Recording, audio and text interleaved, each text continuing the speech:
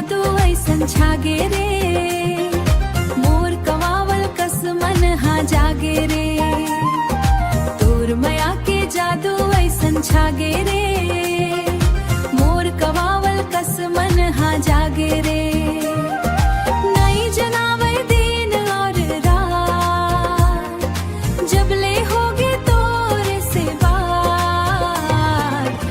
माया के जादू ऐसन छागे रे,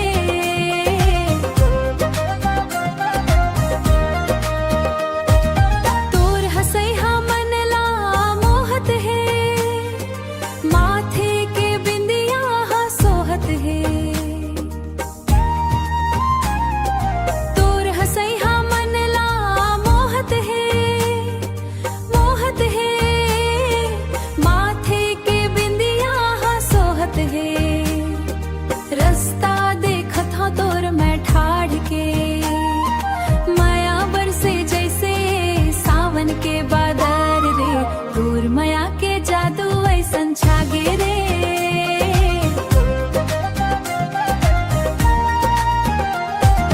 तोर माया के जादू ऐसन छागे रे, मोर कवावल कस मन हा जागे रे।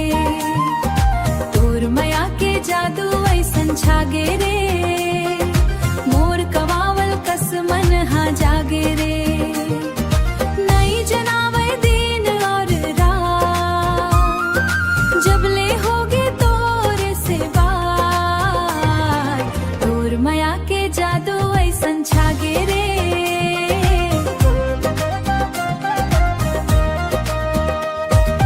दुनिया के गोठला मैं छोड़ दूं, तोर संग माया के नाता जोड़ लूं।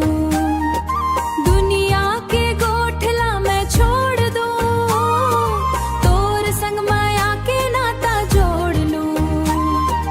तोर संग जीना तोर संग मरना, अब मोला का करो डर नहीं करना। तोर माया के जादू ऐसन छागे